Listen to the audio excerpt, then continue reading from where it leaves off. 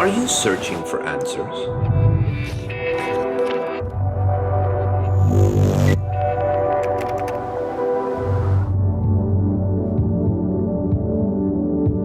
Discover your true identity.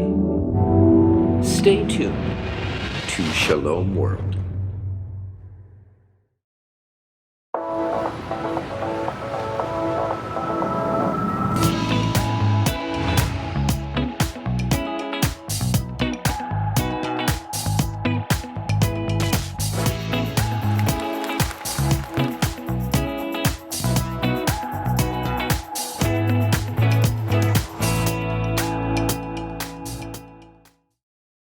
I'm going to try and get through the 5 points. I do get a little excited and carried away. Don't always get through all of them, but I am going to try my best to get through all of them.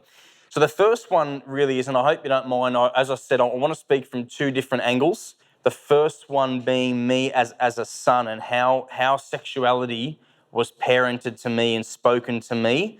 There are things that were helpful and things that weren't so helpful. So we're going to talk about that.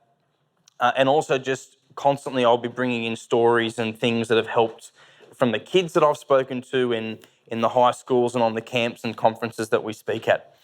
So the first point that I want to unpack is parents are the primary sex educators of their kids.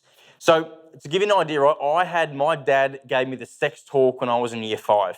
Okay, so I remember going on a year 5 camp, and there was a boy, we were just about to queue up to get onto the bus to go on this camp, and I heard one of my mates, right, he just mentioned the word sex out of the blue, don't remember what it was for. I was trained by Dad to put my fingers in my ears if I ever heard the word sex, right? So my mate Harry there, he's sex something, and so I've gone like this, right? And Harry's immediately looked at me, he's gone, "Are you all right, mate?" Now, obviously it wasn't working because I was like, "Yeah, mate, Dad said I can't listen to anything about sex, so I'm just going to block my ears." And he came right up into my ear and he started shouting, "Sex, sex, sex, sex," right? I started crying and I ran to the back of the line. This retreat we went on, boys kind of were starting to talk a bit more about girls and going on dates and not quite passing around porn, but certainly there was talk about, different images and videos that they were showing each other. And for the first time, I think it really got me that I got very frustrated that I had no idea what that they were talking about. I'd always just been told, look, sex, that's a bad word, that's a kind of dirty word, you don't talk about that. But it was the first time it was in my face and I couldn't run away from it. So I came home, I was 10, something like that, angry, and I said, "Dad, what is this sex thing all about? I'm sick of it. The retreat, I was embarrassed. They made fun of me because I'm laughing, I'm trying to pretend I know what they're joking about. What's going on?" And it was like Dad, he took me, he was right, let's go out in the back, right? So he takes me outside, and it's almost like he scanned my backyard to make sure no one else is around, and we walked into like a different zone, right? It's like kind of out of the real world and into this little zone. And he sat me down. It was a very, very serious conversation. Now, thank God, he spoke a lot of truth in that sex talk, and sex is sacred. God authored sex, but then I remember him saying very clearly, but sex is reserved for marriage. And so even though I've told you what this thing is, there's nothing changes about how you are to respond to people that talk about it. I still don't want you to listen to it. Don't listen to that talk. I still want you to block your ears. No TV, no music, no videos, images, anything about this topic. He basically said nothing till you get married, and I don't want to talk about it or for you to talk about it. Now, when you're 10, 11, 12, girls are just starting to go from scary to kind of interesting, and you kind of want to talk to them now. So I'd be going to school, after school, seeing the girls. I wasn't sure how to respond to them. I heard, within everything that Dad had told me, I somehow got this truth, or I thought, that this sex thing that God lets us do in marriage, there's still something kind of dirty and wrong and sinful about this topic, and I'm still not really allowed to talk about it.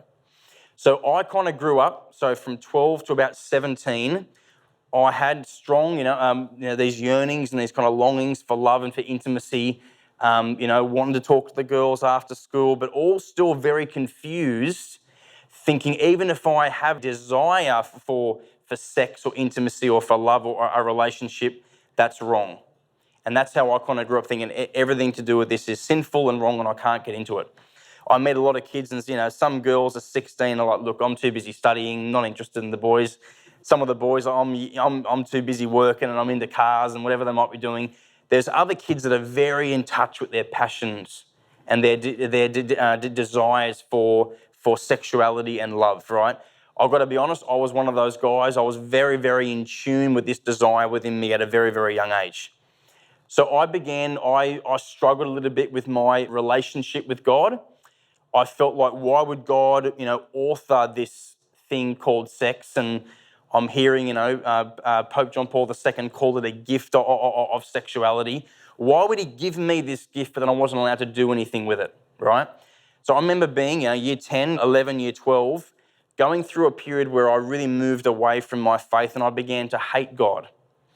My family, would say a rosary every night and I would not say a Holy Mary. I just would not repeat it. All me and my three other brothers and my dad were all altar boys at Mass. I was up there every Sunday because I didn't want to look different. But in my heart, the faith was just dead to me and I didn't want anything to do with it. And it all had to do with this one concept. Why would God give me all these desires if I wasn't allowed to act on them? And that's what I understood it to be. Okay? So I walk into this family friend's house in year 12, go into the bathroom, and this person's got a stash of porn magazines in the bathroom about that high off the floor, right? And I remember walking in, I can still see the woman on the front of that porn magazine is burned in my brain. And I remember looking down at this woman, I picked up that magazine and I flicked through the entire first magazine. And I remember there was a rush. I was nervous, excited. There's a whole range of different feelings I was going through. But I remember in that moment saying, I'm done with the faith. I need this, right? I need this to feel free, to feel happy, and to be able to express all these yearnings I've got. I like to explain it like I was like a boiling pot, right? I'm just trying to keep the lid down on all these feelings I'm going through. And the second I saw that magazine, I was like, you know what? I've had enough. I took the lid off, and boy, did I take the lid off, because then for the next 8 years, I became a pretty serious porn addict, watching hours of porn every day. I almost lost a job because of the issue I had with pornography, taking too many toilet breaks throughout the day. Obviously not to go to the toilet, but to look at find any possible time I could to watch pornography. That's kind of where it got to. Now, why am I sharing all that with you? Well, I think it's important for you to know where I'm coming from and where I'm speaking from, because I think one of the keys to understanding the teenage heart is to not be afraid to be vulnerable about some of our own struggles with sexuality and love. Why, even though I was really, really struggling with all this, why did I never feel like I could go to Dad to talk about it? Why did I never feel I could open up to anyone about my struggles? Was for three main reasons. I was embarrassed because I thought that my dad never would have had any of these struggles. And so if my dad never had any of these struggles, then maybe if I tell him, he's not going to love me in the same way anymore, right? Sometimes I think as teachers, and of course we've got to be careful here, I understand that, but sometimes as parents or as teachers, and we don't have to get into too much information, but sometimes it can be very unhealthy if our idea of trying to parent purity to a teenager is just to try and convince them that I never struggled with this, or to paint a picture that, well, I didn't do any of those things, even if you did, right? I didn't really get into all this stuff, you shouldn't do that either, right? Sometimes it's actually more helpful for them, and it certainly would have been to me, to be more vulnerable, more honest, more open about some of the struggles, even if you didn't have a really seriously sinful past. Just honestly, when I did after many years, after I'd worked through this struggle a little bit, told Dad, this is what I've been going through for years. And yeah, I was crying, I was upset, I was worried about how he was going to receive that information. But when my dad, and it didn't expect him to do this, but he did. And that day, that's when the healing really began to happen. When I shared with my dad just how much I was struggling with purity, I was crying and he got a little bit teary as well, seeing how much I've been struggling. And of course, I think he was upset to hear that I've been doing all this. But he sat me down and he goes, look, Simon, I can understand what you're going through because I went through a few of the same things. I cannot tell you what that felt like to know that I wasn't simply this horrible man anymore, and my dad because my dad was my role model. He's the man I wanted to be like. I want to be everything like my dad. He's still my idol. He's still my favourite man in the world. He's got a little bit of competition now, okay, with my son. But I look up to my dad, and I want to be like my dad. And when my dad said, well, I struggle with it too, it's like my suffering heart really just met his love, and I felt the healing process began then. So the first thing was I was embarrassed. I felt I was going to be judged by Dad. I thought Dad was going to be really upset to hear this is what I'd been going through, what I had been doing. And the third reason why I never really opened up was I always thought Dad didn't have the answers, right? Again, I was very in touch with passions. I always wanted to date and get married and have a family. Always was on my mind as a young guy. Always wanted to do that. I'd ask my dad something about sexuality, purity, without ever being too vulnerable or too personal. But I'd always want to find out more about how Dad, took Mum on dates, or what did he do, when they were first kind of dating. Always wanted to try and get more out of Dad about how to help me a little bit more. And it didn't matter what I asked Dad, from what angle I came from, he'd always give me the same answer. He'd go, look, Simon, you asked too many questions, right? He'd say, I prayed, God sent your mother, and we got married. That was his answer, right? Now, I'm like, that was the answer I got at 12 years old. I was still getting it at 15. I'll still get it now, right? Dad, what else did you do? I'm married now. I need a bit of extra help. Look, mate, I prayed, God sent your mum, we got married, right? It was the same answer over and over, and I didn't matter what angle I took, he always gave the same answer. And that used to infuriate me, right? It used to send me like mental. I wanted to know more. So I thought, you know what, what's the point? If I tell Dad about my struggle with porn, he's going to say, look, mate, you struggle with porn. I prayed to God. He sent your mother. We got married, right? That's going to be his answer. And so the reason why when we go into high schools, and don't get me wrong, I don't get the idea that we've got a queue that's 5 hours long, right? But there's always a handful of kids that do want to talk about this more. Why do they want to talk to us about it? Because we break those 3 fears. I can guarantee you that none of you are going to be embarrassed talking about pornography to me after this talk, are you? Right? Because I've opened up that topic for you. And I've told everyone in this room that pornography is a topic I'm happy to discuss, to talk about, and even to be vulnerable. If you want to share with me your struggle, well, I've already done that first, right? So you're not going to be embarrassed talking to me about pornography, are you? Right? Well, hopefully I am answering some of the things that are on their heart when I'm speaking. But even if I don't answer something that's on their heart personally in that talk, they might think, well, he answered that question really well. It wasn't my question, but I've got something else that's really burning inside me to ask. Maybe he'll have the answer to that. And that's why these are the 3 main reasons why I think kids open up to us when we go into the schools and speak at these conferences and stuff, right? And this is really what kids need from you as parents and as their teachers. They need you to break down these fears and these obstacles to them being able to open up with you. I think we all have an obligation and a responsibility to get informed about these topics. Because the reality is, if we know the answers to some of the struggles the kids are having, when they do hit us with these tough questions, it doesn't make us uneasy or nervous. When we are informed, we can give a better answer. And one of the main reasons why parents won't talk to their kids about purity or about sexuality is precisely because maybe you do have your own one answer. That's not good enough, right? That isn't good enough to meet every young person's, issues or struggles. the more we know, the more we will be more willing to engage them first on this topic. And that's actually what I'm trying to lead up to. I really do believe it is the obligation of every single parent in this room. You cannot leave it up to your child, okay, or your student if you know they're struggling, to be the one to break the ice on this topic. Okay, that is foolishness to believe it's up to them to break the ice on this topic. They will not think this topic is a safe topic unless you bring it up first.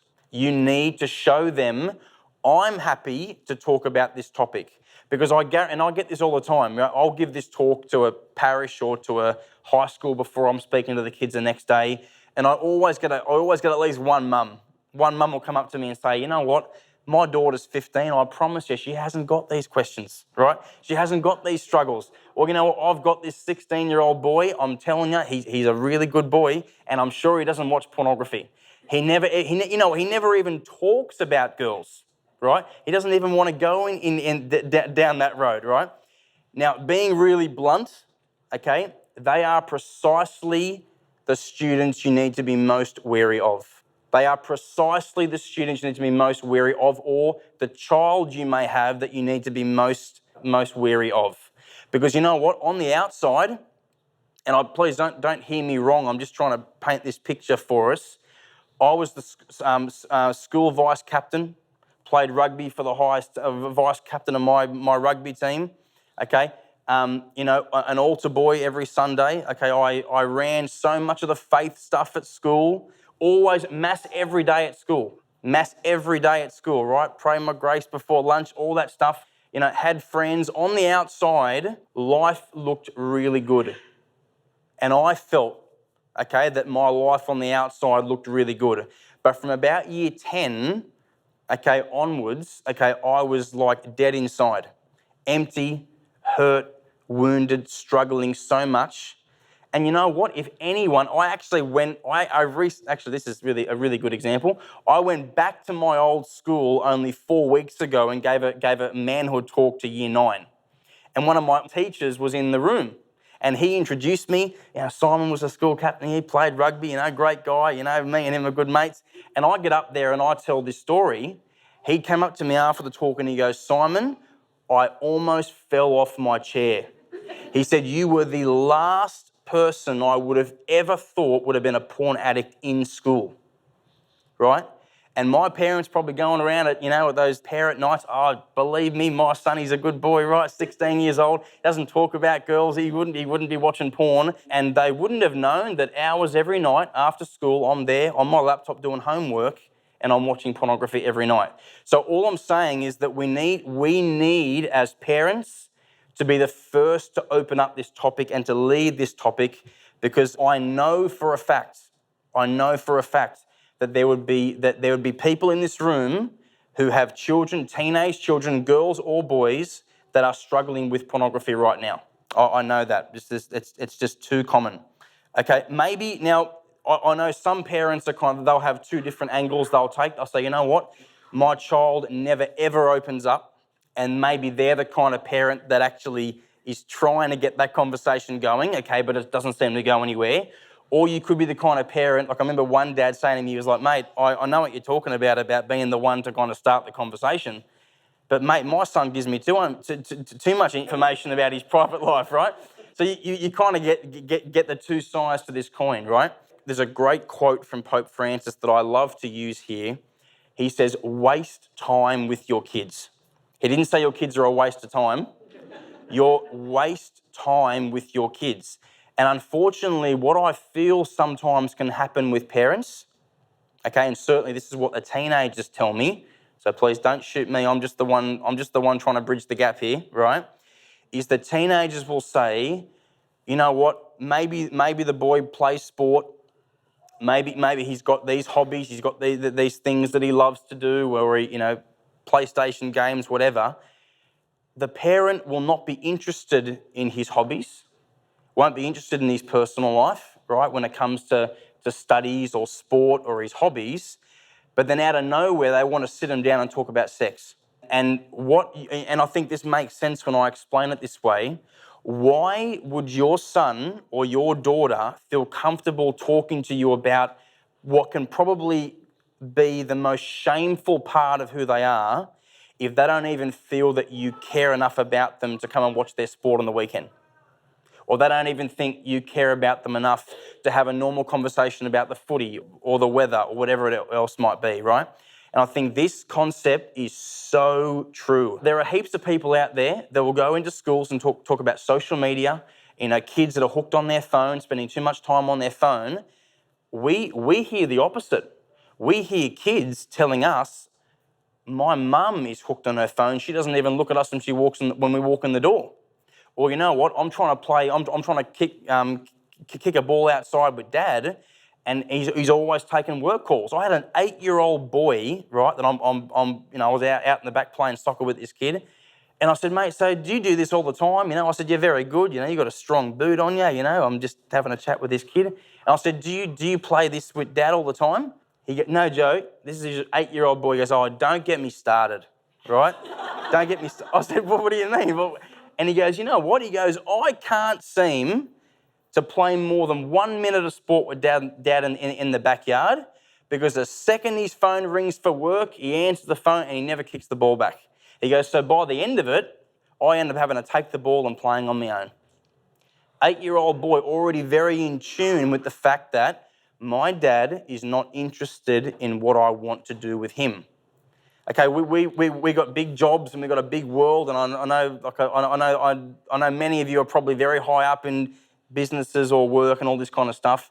But sometimes, we don't humble ourselves and really enter into their life, which may be very small, very, very slow, and there's not too much going on. But at that time, that 8-year-old boy, he noticed that his dad did not care enough to kick the ball with him for more than 1 minute, right? And with his response, don't get me started. I'll never forget that, right? That's really powerful. Now, if this kid grows up, 13 years old, and his dad wants to sit down with him and say, okay, son, we had a parent talk at school and they said that we should talk to you about pornography. So have you been struggling with pornography? What do you think this kid's going to say? There's no way. He could be a porn addict and he's just going to put a wall up and be like, no, I don't struggle with that. Of course not. Why? Because you don't care enough about me for me to tell you this about me. That's the message that we're sending them. If we don't want to get involved in their life in the small things, they are not going to open up about the things that really matter. Make sense, right? That's super important if they're not opening up. On the other side of the spectrum, right, if we've got kids that maybe are very willing to open up, the first thing I would say is that we've got to get informed so that we can give them good answers. Because if you don't give them a good answer, they are going to take that question elsewhere and they'll get the answer from our culture.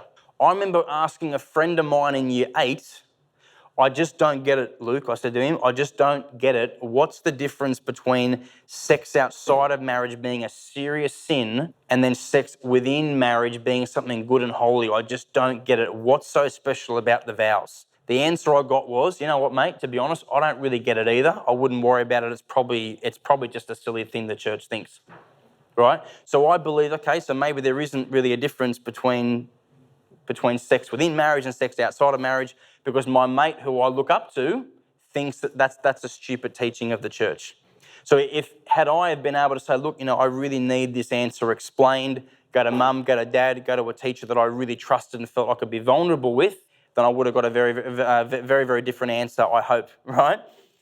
So, and again, please, no matter how stupid their question may be, don't ever put down a teenager for any question they ask, no matter how silly it might sound to you. I'll never forget this, and this was the day that I stopped opening up to my dad. I used to swim, right? I used to do squads, swimming training, and there was a girl that I used to swim with that I really liked. And I came home one night, and I've been thinking about it for a while. We used to talk a lot in between laps, between breaths, right?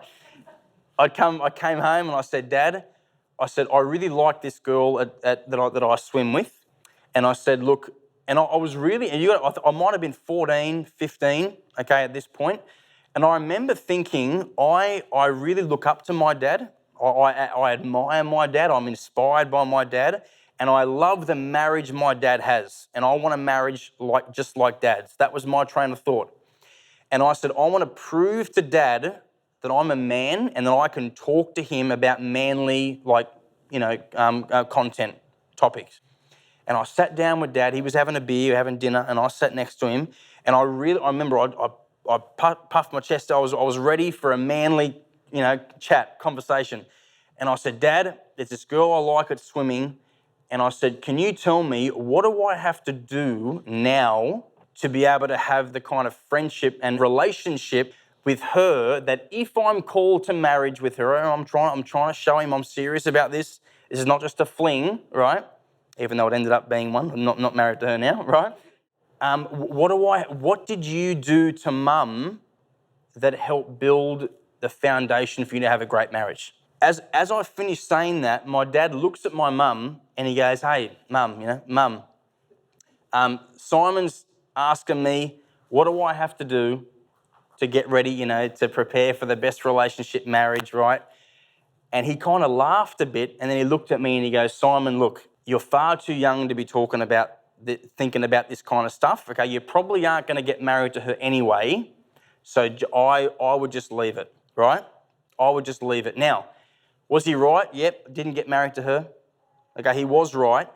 But at that time, now, even my age right now, I don't have a teenage child yet, but if I have a boy in year 8 come up to me and say, hey, Simon, I've met this girl, she's amazing, and what do I have to do to prepare for marriage, right? In my mind and in your mind, what's the likelihood of them going all the way?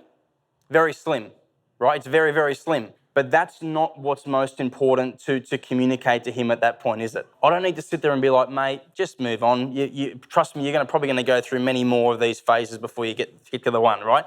That's not what he needs to hear at that point. What he needs right at that moment, all ears, and to give him the respect and the honour that he is trying to get from me at that time. And I can still help him to come to the same kind of answer. He might say, okay, Simon, what do you think I should do right now?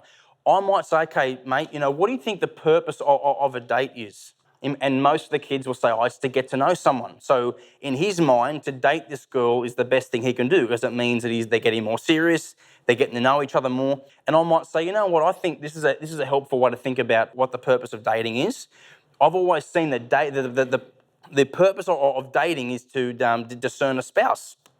Right? So do you think this is the kind of girl, okay, that you may can see yourself actually getting into a relationship, even married to one day, right? Now, what do kids in year 8, year 9, year 10 say when they're in love? Right, of course I can see myself marrying this girl, right? But you're asking them, rather than just giving him the firm answer, you're probably not going to marry this girl, I can offer little bits of advice and get him thinking and get him talking.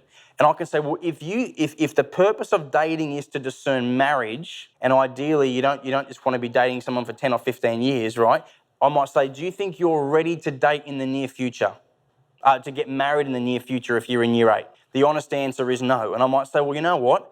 Then rather than trying to get into a serious relationship now where you're trying to pray and discern marriage with this girl, why don't you think about just becoming really good friends with this girl, fostering a healthy friendship, and maybe when you get to the age where you can really start to discern marriage, if you're still really, really close friends, right, we're instilling hope in them always, if you're still really good friends, which could happen, then you might start to discern, how is this boy going to feel if he hears the answer like that, right? He hasn't been shut down. Even though I know it's a very, very small chance that they will get married, he's got hope instilled in him, and he feels I've honoured him and I've heard him, and that for this boy is the most important thing. There is no such thing as the sex talk. No such thing as the sex talk. In fact, it should be happening from the moment they're old enough to understand, right? Remember, right, sex is a noun before it's a verb, amen? Sex is something you are before it's something you do, right? Okay, when I get asked what's my sex and I'm filling in a form, I don't say, mate, that's pretty personal. Don't ask me about my sex life, right? No, I tick the male box, right? I'm a man. My sex reveals my identity as a man first and foremost before it ever talks about what I do with my sexuality. One of the first kind of lessons in sex education that we're teaching our kids is the difference between a male and female, right? And it starts from a young age. I'm already teaching Joey the difference between a man and a woman. I put his hand against my wife's soft cheek and then my little beard, right? He's already just little things like that. We can start very, very early. And it's almost like as they're growing, and of course you're the parent, you will know your kid better than anyone else will. You will know what they're ready for. And some kids can be ready to know the ins and outs of sex, okay, at a much younger age, and you might be able to discern this particular child is ready earlier than the other one, whatever it might be. But it's got to be a constant conversation throughout their whole their whole life, not just teenage life. Even before they're teenagers, parts of this teaching can be brought in from then, right? To the point where, and it was really, really good, by the start of my kind of adult years, me and Dad had kind of really worked through a lot of these issues we had with me being able to chat to him about it, to the point where when I first brought my now wife home to meet my family, it was so beautiful that we were on such a level of kind of, we could converse on topics of love and sexuality and marriage so well that I was really always able to talk to Mum and Dad about how we were in that process of friendship and dating and courting, engagement and marriage, right? And that was a really, really beautiful thing. And ultimately, I think as parents, wouldn't you all want, right, your child to want you to be involved in those major choices they're going to make with their life, right?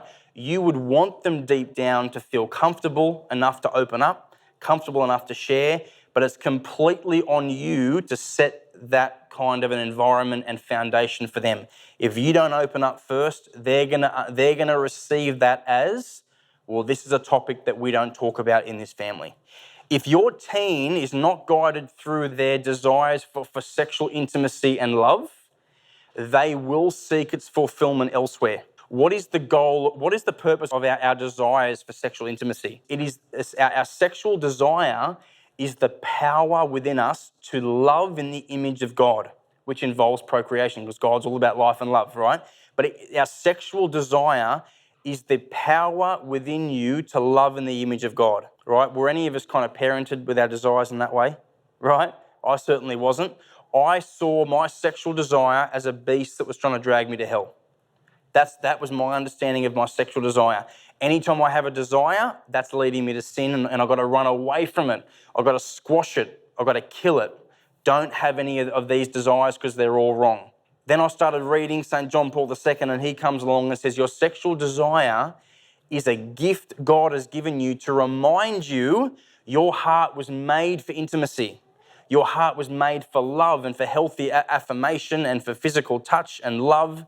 All these great things. That's what sexuality and sexual desire is for. Teenagers do not have that understanding of their sexuality, right? So ultimately, if sexual desire is the yearning for healthy touch, for love, intimacy and communion, family, all these things, right? The best ways for these desires to be fulfilled in the heart of a young person is healthy touch from mum and dad, right? Healthy affection and verbal affirmation. That is the number one way to fulfill, and it sounds crazy saying it out loud, but it really is true, that they are the two most healthy and most necessary ways to fulfill the sexual desire of your child in those like preteen years. The average age that a child in the US begins to experiment with their sexuality is 12. When do you think parents, a survey was done, they start being sexually active at 12? What year do you think the average American parent stops hugging their child? Who said that? 11. 11. That blew my mind when I heard that, right? The average age that they begin to experiment with their sexuality The year after, their parents think they're too old for affection and affirmation. Dads, you have no idea how powerful it is if you are affectionate and affirming to your girls and to your boys. Right, just quickly, I like to share this story. There was a girl that I met one day. She was she was telling me this later, but she was sharing a story about when she was in year 10. She never, ever grew up with a dad that hugged her a lot or that told her that she you know, that she looked beautiful or lovely. And that was always a bit of a wound. She was always seeking her father to be affectionate and to affirm her. And she said, you know what? There was one particular night I was getting ready to go to like a 16th party in year 10. I got all dressed up. It was one of the first times I'd really got my hair done. I got nice earrings, the makeup. I bought a new dress for this dance, this party. And she said, you know, I was in my room, and just before I was nervous to leave my bedroom because I knew that I'd been all dressed up, and this is probably as beautiful as I am going to look ever right now, right? I've done everything I can do. I've got the makeup, the hair, right? If Dad doesn't say I look beautiful now, maybe he does not think I'm beautiful because I've done everything I can. And she said, I was anxious to leave my bedroom because I was hoping, or I was sick in the stomach, hoping that Dad would say, you look so beautiful tonight. But also there was this deep pain knowing that but most likely he isn't going to say anything. Sure enough, she walks out of the room. Bye, Dad. Gives him a kiss on the cheek. Walks out hoping for something. Nothing. Didn't get anything. Goes to a party that night. Meets this guy at a party. Hey, you look lovely tonight. Her eyes light up. Her heart starts jumping. She gives this guy her number. Why? Because he gave her the affirmation she'd been craving. Now, most girls, okay, that have sex in high school lose the gift of their sexuality, okay, as a virgin. They lose that to a guy normally 4 years older than them or more. Right? What is that saying? There is a father wound that a young girl will have in her heart. If she doesn't get healthy affection and affirmation from Dad, she will seek that same fulfillment in an older guy. Because this guy is playing the role, although he can never fulfill it like Dad can. In fact, no one can fulfill that role like Dad can, but she will seek the fulfillment of that wound in older guys. And this is why 15-year-old girls are sleeping with 18 or 19-year-old boys, because they want the affection and affirmation they never got from Dad. Okay, so I really want to speak to the dads for a moment here. Maybe it's awkward. Maybe you didn't grow up in that kind of a family. It is absolutely a must that you tell your daughters that they look great, that they look beautiful, look lovely, affirm what they're wearing. Okay, that makes them feel 10 feet tall, and they need that. And they need your healthy touch. They need to know what an authentic hug feels like. They need to be able to, you know, have you put your arm around them or give them a hug, you know, to make the sign of the cross on their forehead. All those little forms of healthy touch are very, very important for a teenage girl, okay? And even for boys, right? Us boys, I remember my mum saying to me when I was 15 years old, Mum would say, Simon, when I hug you, you're like a rock. Because she'd hug me and I'd go, right? I wouldn't want to be hugged by Mum, okay? But why did I respond like a rock? My understanding of affection was porn, and you definitely don't do any of that stuff with your mum, right? So when Mum's trying to hug me, I'm like, this is not meant to ever happen between you and me. This touch is really just not right now. I don't want any part of this. And it's funny, as the porn began to go, now I can't stop hugging my mum, right? Because that shift in what is affection, what's it all about, okay? My understanding of healthy touch, okay, was totally twisted by all the porn I was watching, and that's why I never wanted to hug my sisters or kiss Mum goodnight or any of those things, right? But if they grow up knowing, no, this is what authentic, healthy affection is, right? That's fulfilling that desire that I have without even realising it, right?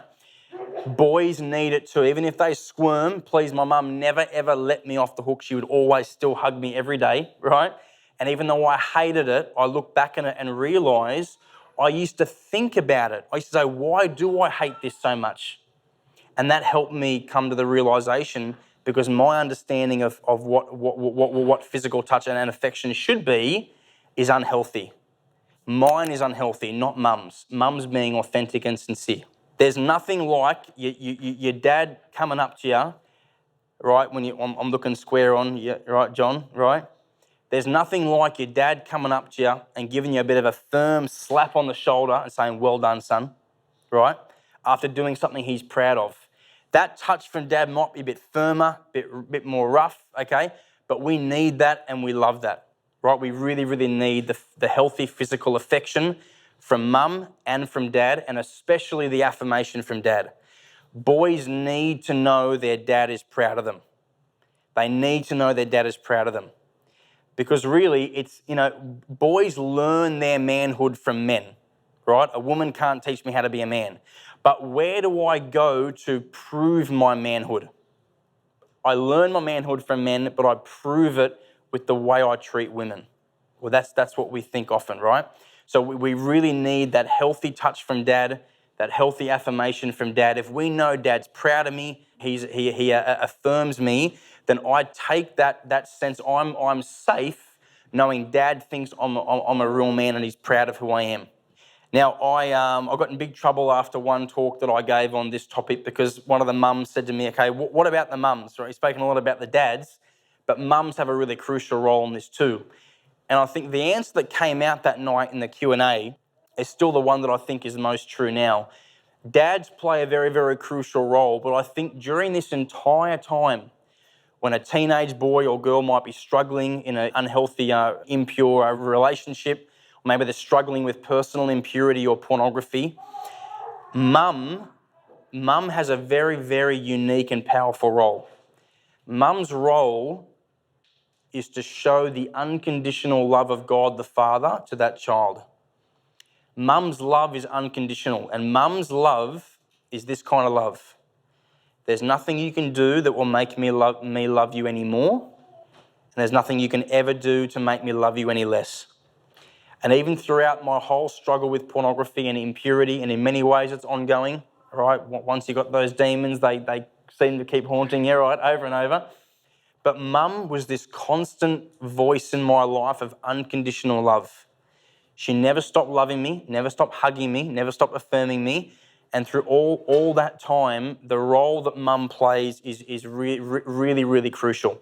Okay, the last one I want to talk about is encourage teens to make a personal commitment to purity by having a marriage that is worthy of their respect that they would want to have for themselves. We need to have a marriage that is Christ-centered in order to encourage them to desire the same thing. Firstly, we must be parents of prayer. Parents, or if you're a teacher, right, a teacher of prayer. And not just praying for your teenager or for your student, but praying with your children and with your students. They need to experience, prayer for them, but also prayer with them, and including them in that prayer, okay? Again, really important that dad knows he's the spiritual leader of the family. Okay, kids can pick this up very, very easily. If it's always mum that nags to say the rosary, if it's always mum that wants to go to mass on Sunday, if it's mum that leads grace before meals because dad won't say it, right? If it's always mum that is trying to push the prayerful aspect of the home, especially young boys will grow up to think that spirituality is feminine and not masculine, right? They will just understand that this spirituality thing, it's not for me because it's not for dad. It's, I don't know the stats, you've probably heard the stats, okay, that if dad goes to church, it's so much higher the chance that a teenage boy will continue to practice his faith. If it's just the mum going, okay, it's very, very low that how much a boy will continue to practice his faith through teenage years and when he's an adult. So dad really needs to be the spiritual leader of that family. Okay, in Ephesians 5, it says husbands are called to be the head of their wives. What is headship? It's chief he is the chief servant of the marriage. Headship has nothing to do with, I've had a big day at work, it's Friday night, can you grab me a beer? I'm going to watch some TV and the footy, right? That's not headship. Headship is not that you make your wife a slave, it is that you submit yourself to be the servant of your wife and your children, and that's in everything. The servant of the faith. You are leading the faith in the home because you are the chief servant of that home. Okay, and for the mums, right, when a wife sees, okay, I'm married to a man that sees his headship as him being the chief servant, she will have no issues with saying, well, I submit, as it says in Ephesians 5, I have no issues with me. I will submit to my husband, okay, out of respect for Christ, because I know my husband has my best intentions at heart. He has my child's best intentions at heart, and I can submit to a man who is going to be Christ to me and our marriage, right? No woman should have to submit to a man, okay, that doesn't understand that his role as the head of the family is to be the servant. It's got nothing to do with men being over women at all. It's all to do with the man being the humble servant of his wife and his kids. Probably one of the greatest gifts that I was ever given in my home and in my family was to see, it was very, very obvious, mum and dad loved each other more than us. That was very, very clear in my home, right? I saw a meme once that said, I'm 49% dad and I'm 51% husband, right? I'm 51% husband, 49% dad, right? Of course, there are two vocations that really demand so much of you and you need to give yourself, I'm starting to learn, right, in both ways. But it really is, okay, if we look at the way God set this up, the spouse comes before that child. The idea that when we get married, okay, my spouse becomes number two and my life becomes all about the kids, that wasn't the way God set it up, because the wife or the husband was there before that child came into the world anyway, right? We are called to first be husband or wife and then mum or dad, right? And I always grew up seeing that. My dad used to always say it, I love your mum more than anyone in the world. And sometimes we just say, even us, Dad, even you, right? Even you. I love mum the most in the world out of anyone. But you know what? We used to love that. You know why? Because it made us feel safe in their love. It made us, I remember one day, mum and dad didn't argue a lot, but on this one particular day, they were going for it in the house, right? And we were all outside, and I think I was 8 years old. We started praying the rosary. Us six kids going, please keep mum and dad together, right? I just remember doing that. But honestly, that was the only time I ever really remember as a young kid ever thinking that. But through my whole teenage years, I felt so safe knowing that, you know what, mum and dad, they loved each other years before I even came into their lives. And that relationship isn't going anywhere. And because I know that they love each other even more than me, then I know that this household is a safe place to grow up because they aren't going anywhere. When we're not living purity within our marriage, it's very, very difficult for us to parent purity to our children. How can we expect them to live purity outside of marriage if we won't live purity inside our own marriage? So we need to realise that the virtue of purity, okay, there's a bit of a misconception about, I remember just before I got married to Maddie, a friend of mine said, hey mate, you know, no more purity for you, eh? To have to live the virtue of purity anymore. I said, mate, I think we should have a big chat, okay, because you definitely need to live out the virtue of purity within your marriage as well. In some ways it is even harder within marriage, isn't it, right? To live purity within your marriage. But if we will not live purity within our marriage, we can't expect kids to live purity outside of marriage. Okay, lastly, quick point, and I mentioned this quickly in the impact talk. I really do think that teenagers need to be told what they can do and not just what they shouldn't do or be doing. So the one concept that really impacted me in my teen years was this idea that if I'm called to get married, if I desire to get married and I hope to get married, then my spouse, future spouse, is alive and breathing right now. And if she's alive and breathing right now, that means that I can begin to love her from right now, from before I even meet her.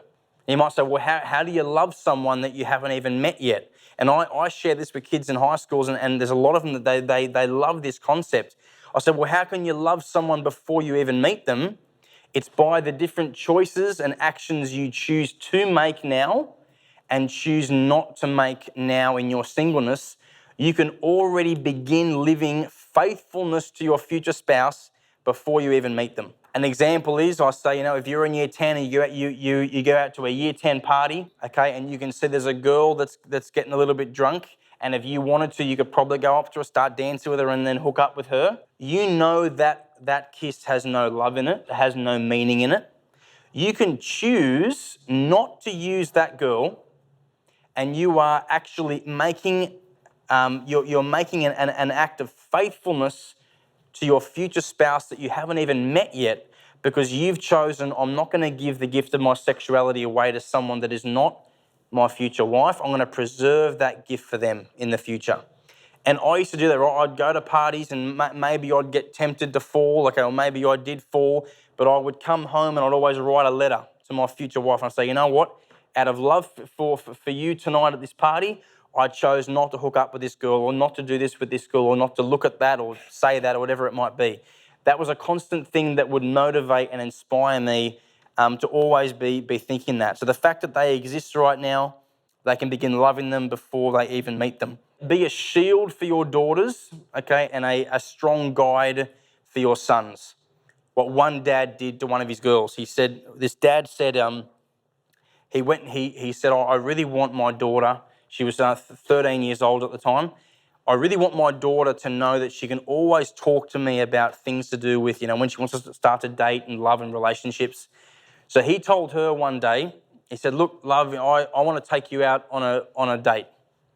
Get dressed up, we're going something fancy, we're going all out, right? So this 13-year-old girl, again, she gets her hair done for the first time, makeup, new dress, right? Looking great. She comes out. The dad, he goes, I gave her a big twirl. You look so pretty, so lovely. Walks her out. Okay. Dad dresses up in a suit, right? He's looking really sharp as well.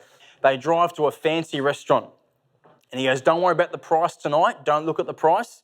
Just get whatever you want. This is a special night. And they're having a great conversation, right? It's been a really good night. Dad pulls out this little box, right?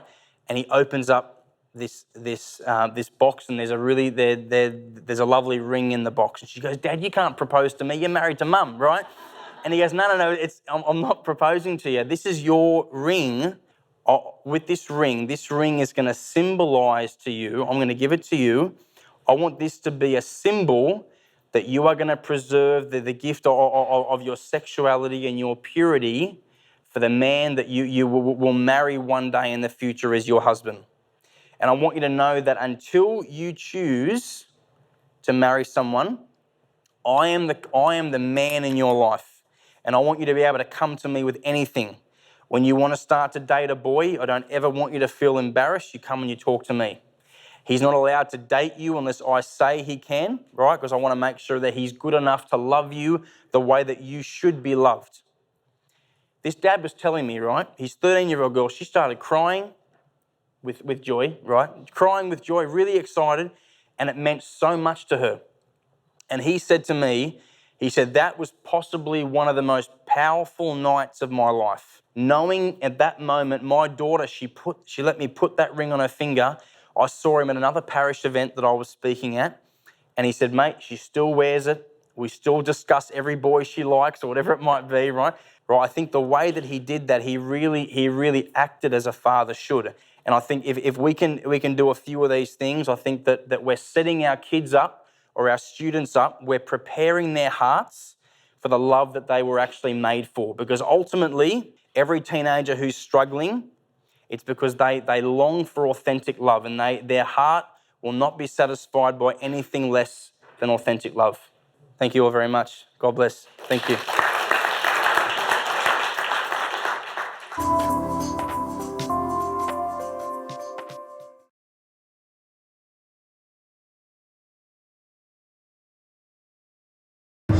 I'm Bishop Eugene Hurley from the Diocese of Darwin, which takes in the whole of the Northern Territory of Australia. And I'm delighted that Shalom Ministry is now in a position to bring some of that good news to the rest of Australia and indeed to the world. Because we live in a world where the media is so influential. It dictates so much of our learning and our attitudes. And so it's so important that the good news of Jesus Christ has to be made available to all people, because it's what we each need as human beings to enliven us, to make us more loving, and indeed to bring about peace in the world. So it's this good news that the Shalom Ministry is trying to get across to Australia now. And let me invoke God's blessing upon Shalom Ministry and all who work within it and all who are the subject of its good work. May the blessed Almighty God, Father, Son and Holy Spirit descend upon the Shalom Ministry and all who work in it and all their families. May keep them at peace forever. Amen.